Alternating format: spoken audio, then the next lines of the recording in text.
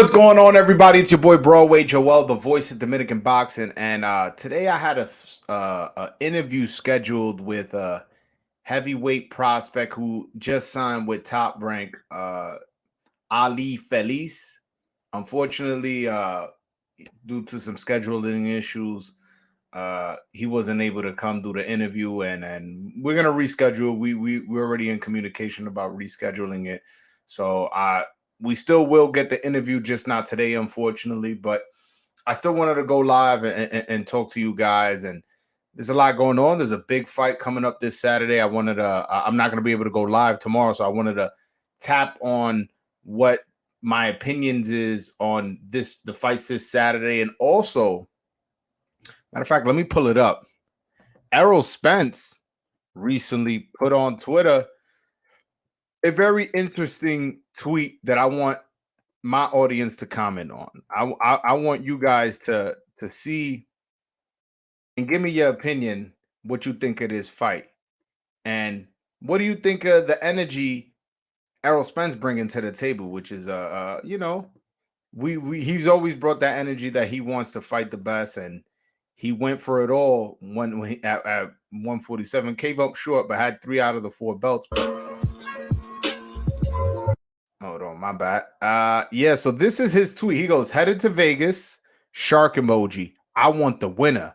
Hashtag Tszyu-Fundora. And it's a video of a shark, as you guys can see. Hold on. It's a video of a shark with a bunch of battle wounds. Right. I'm gonna start from the beginning with a bunch of battle wounds, almost saying like he's still that big fish. Yeah, he got touched up by and beat up by Crawford, but he's still alive. And don't forget, he's still a shark.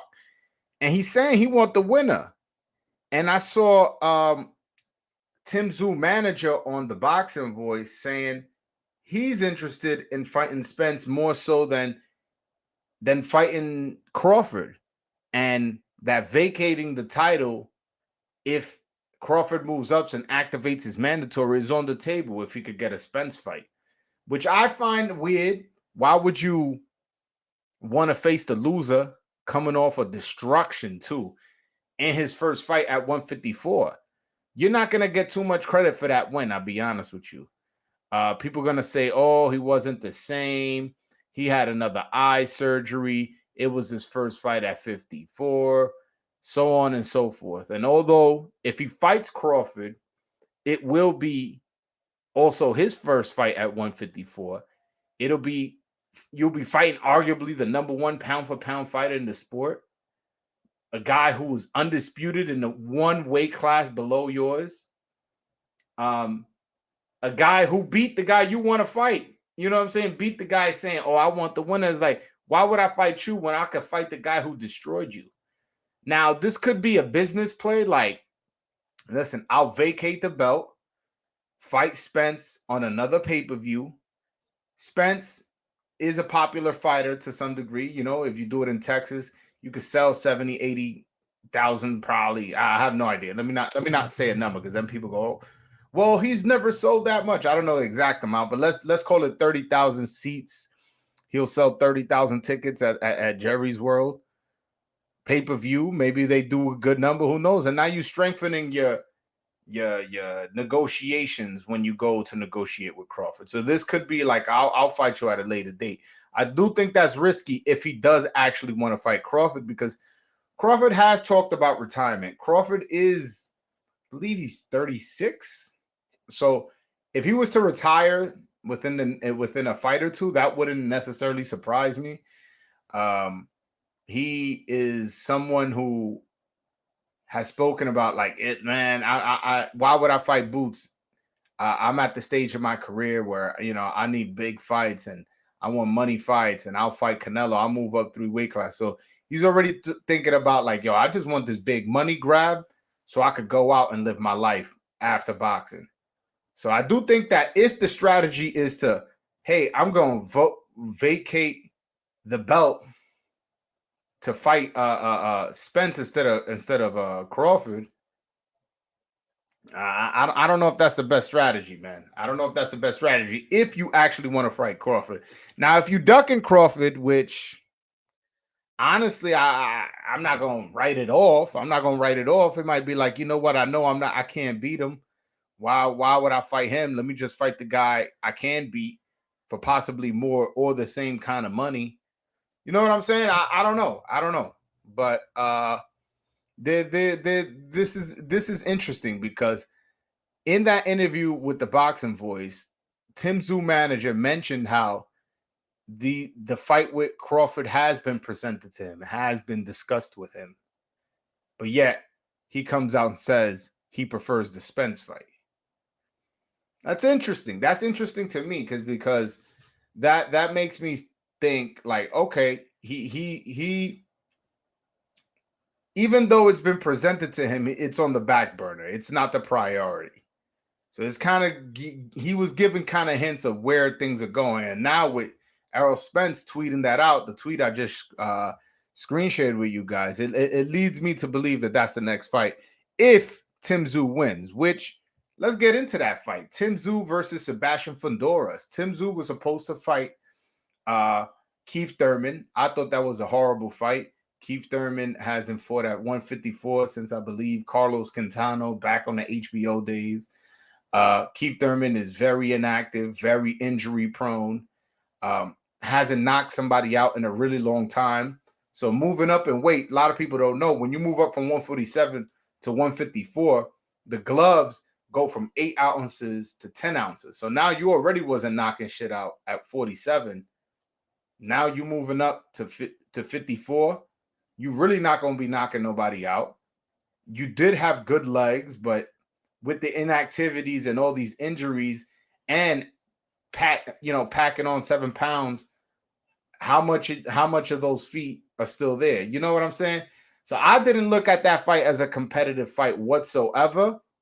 And initially, when the fight got canceled, I was like, oh man, this is such a bad look for PBC. First Amazon fight, this, that, and the third. And then after sitting around thinking about it, I'm like, wait a minute, I think this is a better fight. Fundora, although coming off a vicious knockout by my guy Brian Mendoza. Shout out to Brian Mendoza. Um, he is a good fighter. He is the fighter who works a lot, who throws a lot of punches. Who's I believe he's 6'6" at 154. So southpaw. You were gonna go fight an orthodox fighter. Now you fighting this guy. I don't know, 7 inches taller. 7-8 inches taller, whatever it equals out to. You know, with much more volume and another stance, that's a hard switch up for Tim Tszyu. I'm still picking Tim Tszyu to win. I think he's the A side. So if this do go to the decision and let's say it's close, I think it just always seems like the cards always favor the A side guy. So I'm picking Tim Tszyu probably by decision. I'm not picking him by knockout. Yes, I know Brian Mendoza just absolutely annihilated Fundora with that knockout of the year contender he had last year. But I don't think Tim Tszyu is that kind of a puncher. And Tim Tszyu also gets hit. Tim Tszyu isn't necessarily super slick and defensive and all that. And this guy throws a lot of punches. So if you don't move your head properly, you get hit and you susceptible to taking big shots. I don't know if a volume puncher is the best way to go, especially when you weren't preparing for that for the first 6-7 weeks, whatever it was. So I do find this fight interesting, competitive. And I think it will be entertaining. Both fighters are offensive minded fighters. So, but I still pick Tim Tszyu. One, again, the A side factor, and two, I do think that Fundora, who doesn't know how to use his height properly, tends to put himself in position to get hit hard, with looping shots specifically because of his height. And I think Tim Tszyu could execute that. I think he has the ability to hurt Fundora. I really do. I really do. But Oh, you know what? Oh, before I get to yesterday's card, I'll continue on Saturday's card, which is the big pay per view first Amazon fight uh, uh, ever on Prime. So this is a bit of a historic event. Um, on the co-main event, we have Rolando Romero, aka Rolly, versus Isaac Pitbull Cruz. Uh, this is a fight absolutely nobody asked for.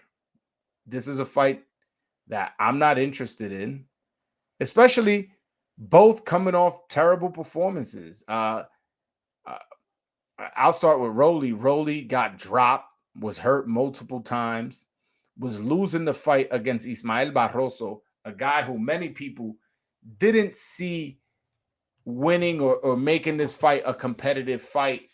And he was pretty much dominating the fight, dropped him and everything. And he got Rolly ended up getting the win based on a very, very controversial stoppage. And Isaac Pitbull Cruz, on the other hand, he had a very boring fight with Cabrera, and that was both of their last performances. Now, listen, I actually, although I'm not a fan of Cruz, due to the fact that he's ducked many, many good fights at 135, I do like his style. I do think he's a talented fighter. I do think that he's somewhat uh uh uh he's a very, very good fighter. I honestly think that. I think that he has a lot of potential. He has a bright future in the sport. I think his height, I believe he's like 5'3", 5'2", or something like that. He uses it to his advantage, stays real low, knows how to keep his hands real tight, kind of comes in bullying style. He does uses his head a lot. And also Rolly does get careless with his head too. So I wouldn't be surprised if this fight ends in a technical decision, or who knows, a no contest due to the fact a head clash. That wouldn't exactly like shock me. I wouldn't be baffled that happened. But yeah, and I'm picking Cruz. I think Cruz is a very good fighter. I really, really do. I like his style. I like what he does, and I find him very entertaining. Although his last fight was boring, but I don't think that was because of him. That opponent he was fighting was very light hitting and very awkward and defensive at times. Well, at times, most of the time, it was a very hard fight for him to look good in. So, but I'm picking Pitbull, and I'm picking him by knockout. Or again, I wouldn't be my second pick if you only get one pick. But so my official pick is Pitbull by knockout. But I'm not ruling out a technical decision due to a head clash. I'm not ruling out a no contest due to a head clash. I'm really not. I'm really, really not. But I'm not a fan of this fight, particularly because I don't feel Rolly deserves the right to call himself a champion. I don't like the way he received that belt. He was losing a fight and clearly got a favorable stoppage in his direction. So I ain't like that. But yeah, I'm picking Pitbull by knockout. Another fight, and this is the last fight on the undercard that interests me. So this is the last fight on the undercard that I'll speak on. Is my man Brian Mendoza's back on there. He's fighting I can't pronounce this guy's name. Is Borchak. Excuse me if I'm mispronouncing his last name, but for the WBC interim belt, which is very, very interesting. And it's very interesting because the main event has which is Tim Tszyu versus Tszyu-Fundora, was already for Tim Tszyu's WBO belt. So the WBC eventually stripped Jermell Charlo, which I actually agree. Jermell Charlo has been very inactive in the division. Also doesn't have a fight looming, hasn't faced his mandatories and such. So I'm okay with the WBC stripping him. But then they made the fight for the vacant WBO BC just out of nowhere. I'm not a fan of that. And the particular reason why I'm not a fan of that is because on the same card, listen to this. On the same card, Brian Mendoza is fighting for the WBC interim championship belt. Uh that is ridiculous. So the interim belts in are supposed to be for when the champion is injured and inactive or going through legal problems or whatever. That's what the interim belt is for. I'm not sure what the time limit is or should be, but that's what interim belts are for. I don't understand how you can have some guy fight two guys fighting for the interim belt when in the same card, literally the main event, you got the fighter fighting for the real belt. That makes absolutely no sense to me, but it doesn't surprise me. I gotta give credit to the WBC. I don't know how they do it. I really don't know how they do it, but they get away with a lot of sneaky stuff to get extra sanctioning fees and hey man, at this point, it's a part of boxing. But I also got to call it out every time it happens and let people know that these kind of weird things happen in boxing and they got their hands in a lot of stuff. These sanctioning bodies and I don't like it. I don't like it, particularly since there's already too many belts in boxing.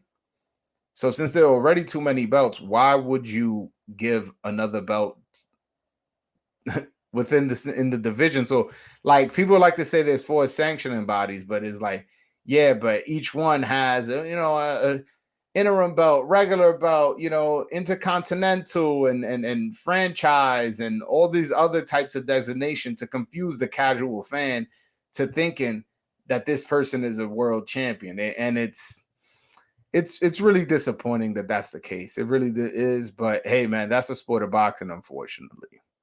But all right, guys, I actually want to talk about last night's fights uh, on Pro Box. I'm not sure a lot of you saw it just because Pro Box, unfortunately, doesn't get the respect that they deserve considering all the good cards they've been putting on. But Pro Box, which is on YouTube for free for all those people wondering where I saw this fight, had two fights that interested me. Both it had Starlin Castillo facing I forget the guy's name, but and he fought a Mexican rival. No disrespect, but his name slips my mind right now. And then he had the main event was Joseph Adorno versus Nicholas Walters. I'll start off with my Dominican brother Starlin Castillo.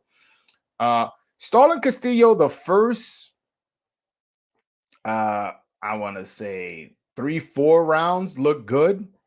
And after that, I really was upset with his performance. I really didn't like. He ended up getting the win for those who missed the fight. I didn't like how he performed. He didn't use his jab as much as he wanted. When he would land hard flush shots, he would just relying on possibly getting a one punch knockout as opposed to punching in combination. And his volume in punches was low. And I feel like there were many opportunities had he pushed himself that he either could have got the stoppage or some rounds that he lost, he could have won. Now, when the decision came, I don't know, man. I don't know who won that fight. I don't know. I don't know. I don't know. I may lean the other guy. I'll be honest with you. I'm being totally honest with you. It went Starlin Castillo's way. It was a split decision. I believe one guy had it like 8-2, and the other guy had it 9-1, which it wasn't that kind of a fight whatsoever. And it's disappointing that things like that happen in boxing. If you want to say Castillo won 6-4, maybe you can make an argument, but there's no way he won 8 rounds. Like, come on, man. Like that part was ridiculous. But yeah, Starlin Castillo gets back. He in his last fight before the yesterday, he beat Stody Castillo, an undefeated fighter, a guy who just fought Floyd Schofield. And now he came back and got another win over a guy, I believe, who was 13-1. So after his loss to forget this guy, Otaroshian, I forgot what's his name. That let me get his name. Let me get his name because this guy, he's really good, and I wanna give him his I want to get his name correct because I want you guys to be familiar with him. He's the first guy to beat First and only guy to beat Starlin Castillo. Uh, yeah, it's Otar Eranosian. All right, I was close. I wasn't too far off, but I didn't want to butcher it. But yeah, this guy right here, 14-0 with 7 knockouts. Since he beat Starlin Castillo, Starlin Castillo went on. Look, he fought, a guy who's 2-8 in DR for, first round knockout. Then he fights Kenny De Leon in DR. There's another Dominican prospect in Dominican Republic. And the fight ended in a draw. In a fight, many thought he deserved the decision, but whatever. He didn't get the loss.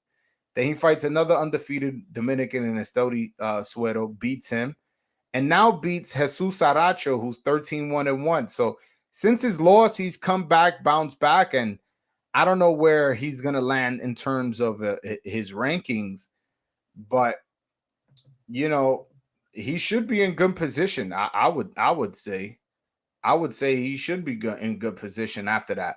After these few performances, few wins. I wouldn't say performance. I don't like I said. I don't think he looked particularly well in his last fight. But yeah, no, he got the win, and we'll see where he goes from here. He's at 140. That's a loaded division, and a lot of people need opponents. So maybe somebody sees him as a weak opponent and gives him a fight, or maybe he stays the A side and keeps developing until he gets a title shot through the sanctioning body. We'll see. We'll see where his career lands. But also, I wanted to touch on the main event. Joseph Adorno, who at one time was a very, very highly touted amateur boxer, who I believe he beat Shakur Stevenson twice. So this is a guy who was highly touted, was signed by Top Rank coming out of the amateurs, and was given an opportunity to go compete in Top Rank. He ends up missing weight a bunch of times, gets, I believe, 2 draws in a row or something like that, and then after that fight misses weight again. And Top Rank just said, you know what? I'm done with this guy. This guy is not dedicated. It's going to keep missing weight, and we're done with this guy. Since then, every single time he's stepped up, he's lost. Oh, well, on Top Rank, he had a draw with Jermaine Ortiz. Then he had he lost to Michelle Rivera. He lost to Elvis Rodriguez. And then every now and then he would just have a fight in between. And then now he just had, like, I guess a stay. I don't even want to call it a stay busy fight. This is like a fight for, to look good against a former old world champion who was a champion at 126. And now the fight is at 135. And the guy loses clearly to Nicholas Walters. And Nicholas Walters was frustrating this guy so much that he made him punch after the bell and then got a point taken away. Not that point mattered. He still ended up losing. But it's just crazy to me that this guy had so much talent. And by the way, both Elvis and Michelle Rivera both told me, that guy's a big puncher. Like, that guy can punch. Oh, he also lost to Edwin De Los Santos. I forgot to mention that. So I know he's talented because the guys that's been in there with him have told me they know he got power and that he's a good fighter and all that. But now, after so many losses, lost to Michelle Rivera, draw with Jermaine Ortiz, lost to Elvis Rodriguez, lost to Edwin De Los Santos, and now you lost to Nicholas Walters?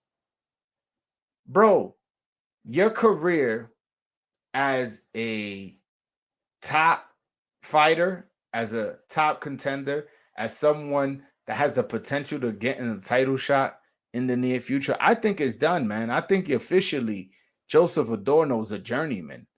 I think now, for the rest of Joseph Adorno's career, he will be used as someone to build someone else's record. I think that if there's a upcoming lightweight prospect, don't be surprised he fights, a Raymond Murataya, or he fights, I'm trying to think who else, a Keyshawn Davis, or one of those guys. I don't think this guy's ever gonna be in position where we putting you in position so you could beat this guy like how he was last night. Last night, that's well, at least I'll say that he won't be put in that position on TV. I'll clarify that because maybe he could have an off TV, excuse me, off TV fight where he could be like, all right, we're gonna fight this guy, just to get your record back up and stuff like that. But nobody saw it. At least nobody. The only people who saw it was people in the arena. I could see that, but on TV, on ESPN, on the Zone, on Amazon, I dare I say on Pro Box, I don't think they'll ever put him in position where it's clear he's the ace, where it's clear that the network wants him to win. I think that's done. I think that's done. And it's unfortunate because I know that guy got talent. I know that guy got talent. And I know he got power, but he just seems to rely on trying. He's very one-dimensional. He seems to rely on just staying. Yo, Eric Diaz is crazy. He said Adorno was the one who looked 38. That was hilarious.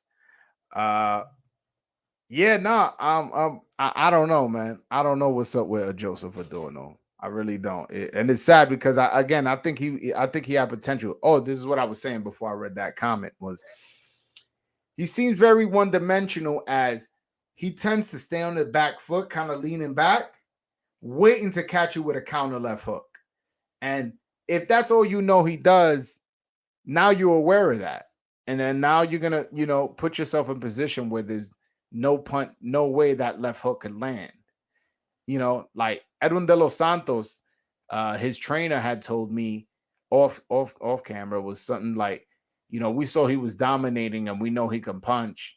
And that's why the last, 6-7 rounds, whatever it was, I just told Edwin just to box him and win the rounds easy because we already had the fight won. No reason to risk falling into this guy's game, which is just land the powerful left hook. And it's unfortunate. I think, somewhere down the line, Adorno should have got a trainer change. I think maybe he's too comfortable over there in Allentown, Pennsylvania, which is where he's from. If I was him, I would have either moved or done my whole training camp in Vegas and Los Angeles and Texas away from home. That way, for a fact you're gonna make weight. You're probably not getting mom's home cooking. You don't know the Chimi spot that's open 24/7 on this street. You know what I'm saying? Like you're gonna be in an environment where it's all boxing.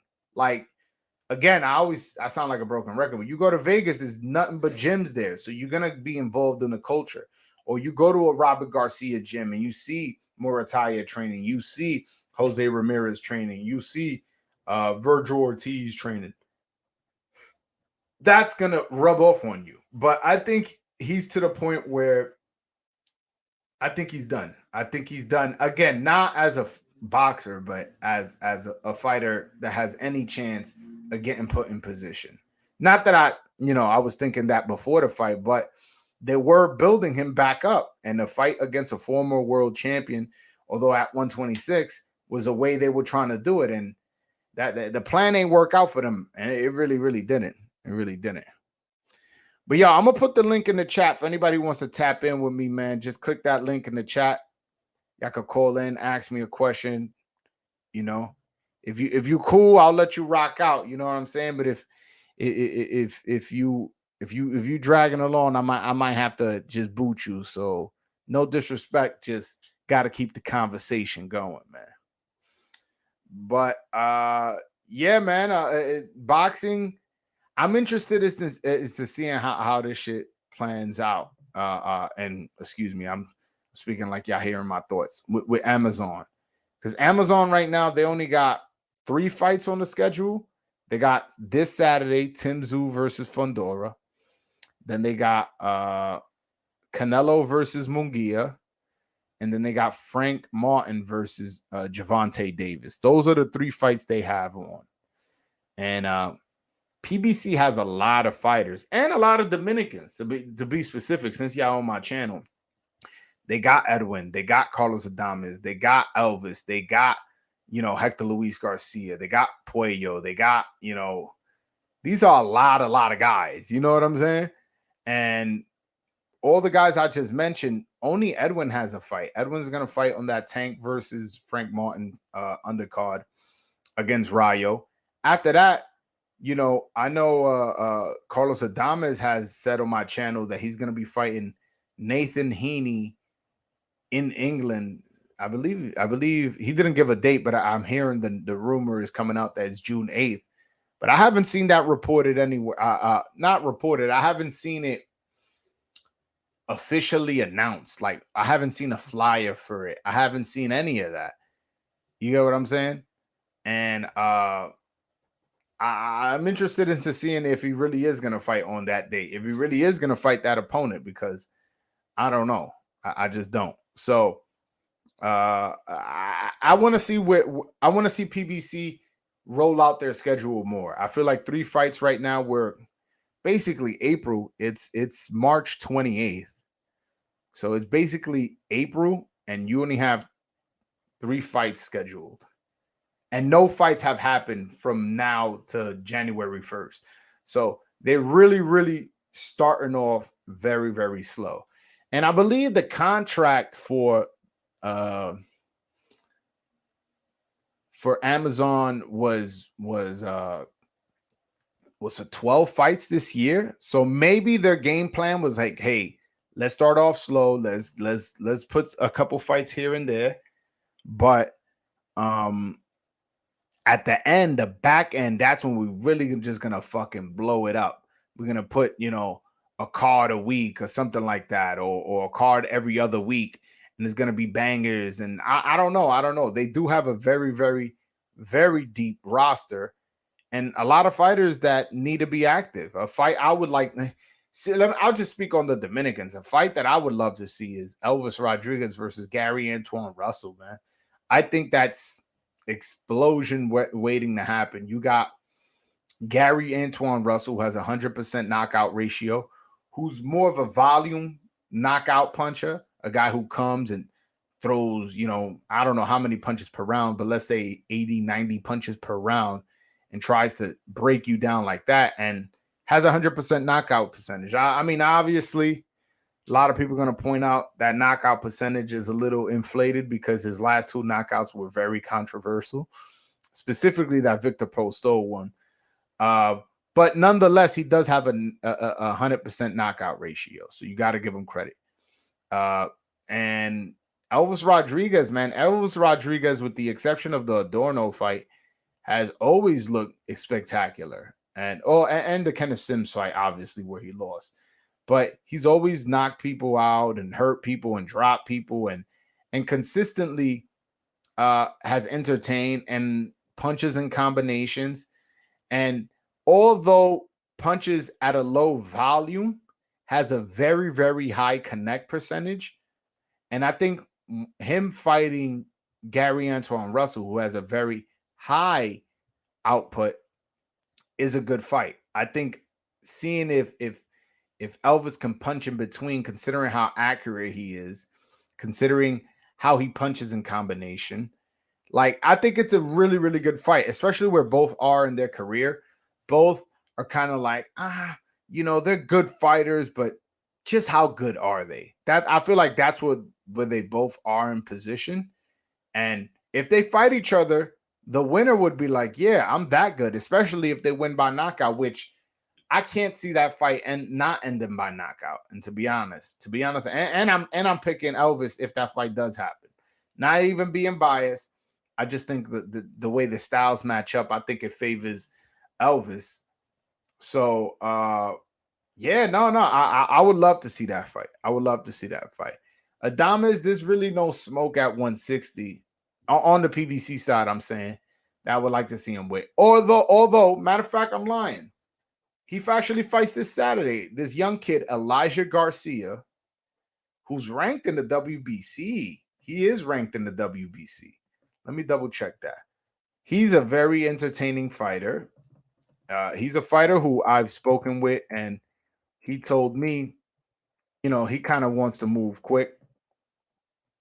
And hey, if you want to move quick, Go fight Adames. If you beat him, you're in position. Yeah, Elijah Garcia is ranked number 4. So the WBC really thinks highly of Elijah Garcia. So that's a fight that I would be interested in. Although not a popular name, definitely a very, very highly rated prospect who I would like to see. I would like to see that fight.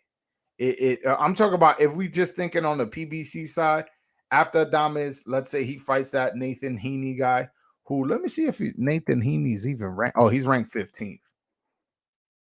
It'd be interesting to see if Heaney was ranked last month as well, or if they just added him because there's conversations of that fight happening. You never know with these guys. You never know. But yeah, if we talk, I would love to see that. And Edwin, he already has a fight scheduled. He already has a fight scheduled. So uh if he beats Rayo, I think he's in prime position to get a tank fight. So, a lot's riding on him, winning that fight. So I don't know. I guess he's the one that's in good position because he already has a fight lined up on the undercard where the main event is a guy who's like a superstar, and they're in the same weight class. So I think he's in the best position out of all the Dominicans. And Hector Luis Garcia, I don't know what to make of him, to be honest with you. I don't know how dedicated he is to the sport now that he's gotten paid. I'm not quite sure, to be honest with you. So he's coming off 2 losses last year, back to back. He lost to Gervonta Davis by knockout, where in the corner he claimed he couldn't see, and the referee stopped the fight. And then he lost to Lamont Roach later that year, and at his weight at 130, and lost his belt. So I'm interested in to see where he goes from here. Last I spoke to him, which it was when I was in Vegas, I believe it was in August when he was in training camp for the Lamont Roach fight. He said that he just moved back down to 130 because he wanted to walk in the ring as a defending champion, and that after he defends his belt, which he ended up losing the belt, after he defends his belt, he wants to move back up to 135. So I don't know what his plans are, but he needs to get back. If I'm him, I'm trying to get back in the ring as soon as possible, and I'm trying to get a couple wins, 2-3 wins before I'm back in trying to be a top contender champion or something like that. He needs 2 solid wins against solid opponents, maybe a top 12 guy, a top, 10 guy, like in the lower half, like the 10th ranked guy or something like that. And then get two, maybe even 3 wins to gain the confidence of the public back, and then go back into fighting the big dogs. But honestly, at this stage of his career, considering his age, I'm not so sure he's that motivated to do something like that, especially with the way how little dates that we have currently. We don't have much dates to get these 2-3 fights, so you can build yourself back up to title contention, especially a guy who's not a priority. And I understand why he's not a priority. He's not like a huge ticket seller or a huge pay-per-view guy. Yes, I know he fought on pay-per-view with Tank, but he didn't sell the tickets or the pay-per-views. You know what I'm saying? He was just there. He was just there as part of the show. But yeah, man. By the way, I put the link in the chat. I guess nobody wants to call in, man. Where's Juan, man? Where's Juan? Oh no, but whatever. If you guys haven't seen, I put the link in the chat. Anybody wants to call in and ask a question or make a comment or whatever, you're more than welcome to, man. You're more than welcome to. Shout out to my man Billito Ramirez, who says, "What's going on with Elvis? He hasn't fought in a while. Him versus Gary Antoine Russell is a big fight. Why not? What's up, Broadway? What's up to you too, my man? Shit. I mean, I was just saying how that's a fight I would want. But honestly, I don't know nothing. I don't know about Gary Antoine Russell. I don't know if his side wants that fight. I remember when Puello was the champion and they offered it to him. They're like, yo, take this WBA opportunity and this, that, and the third. And he said, nah, I don't want to fight him. Puello's beneath me. He needs to catch up to me. Blah, blah, blah, blah, blah. And it was like, yo, that's a real like slick way of ducking. You know what I'm saying? And then people want to bring up, oh, his father passed away. He was adjusting. And I'm not here to make fun of that situation whatsoever. But he since then had a fight, won by first round knockout. So since he won that fight, that means he had a full training camp. I think he's back mentally where he needs to be.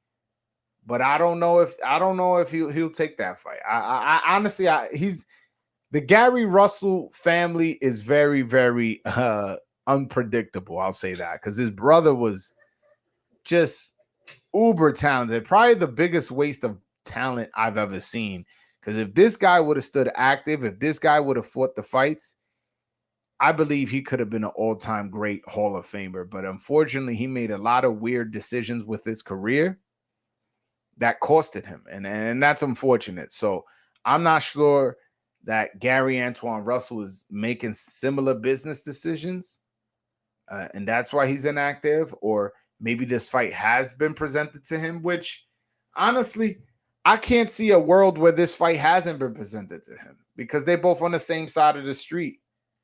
Michelle Rivera left with Salita. He gonna be fighting on the zone, so you can't even mention him. You know what I'm saying? Like, I don't know, man. I don't know. It's I do want that fight though. That's one of the fights that I want most in all of boxing. And yes, I know people are gonna point out, oh, what about this fight, that fight? Yes, I want those too. But this is me. Y'all asking me my opinion when they're not asking, but this is me giving my opinion. And I would love to see Gary Antoine Russell versus Elvis Rodriguez. That's again, it's an explosive fight, and it's a fight that matters too. It's a fight that's going to happen between two ranked opponents in multiple sanctioning bodies. Let me look up where they rank. So on the WBC, Gary Antoine Russell's ranked number 3. Elvis is not ranked in the WBC. In the WBA, neither is ranked in the WBA. In the IBF, Elvis is ranked number 11. And Gary Antoine is not ranked. Oh, wow. Well, that must have been recent. But yeah, in the WBO, Elvis is ranked number 7. And that's it. Yeah, Gary Antoine is only ranked by the WBC. The point is, this is a fight that matters, man.